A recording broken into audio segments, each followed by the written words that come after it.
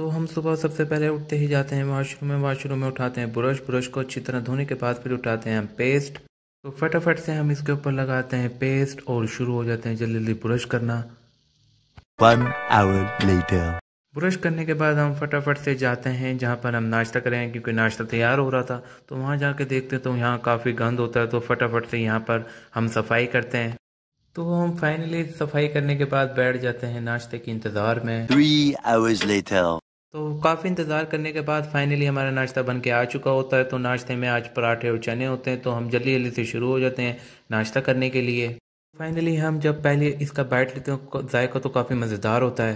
नाश्ता करने के बाद हमसे कहा जाता है कि जब फटाफट जाओ और पकाने के लिए क्या हो। तो मैं देखता हूँ कि कौन से बाइक में पेट्रोल है।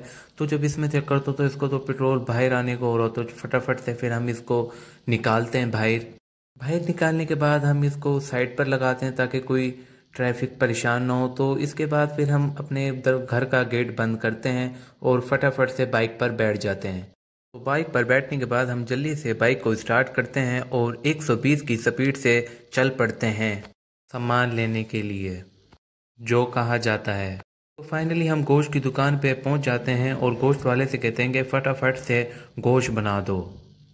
गोश्त वाला भी फटाफट हाथ चलाकर हमारा गोश्त बना देता है। उसके बाद फिर हम जाते हैं सब्ज़ी की दुकान में सब्ज़ी लेने के लिए जो हमसे कहा गया था। तो फाइनली हम सब कुछ ले चुके होते हैं जो मुझसे कहा जाता है। तो इसके बाद हम फटाफट से बाइक को स्टार्ट करते हैं और 120 की स्पीड से घर के लिए रवाना हो जाते हैं।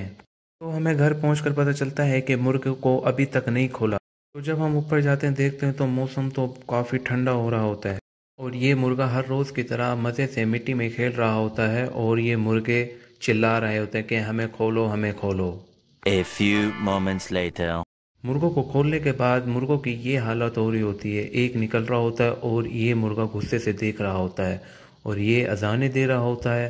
तो हम जब इसके पास जाते हैं ये कहता है मुझे निकालो मुझे निकालो।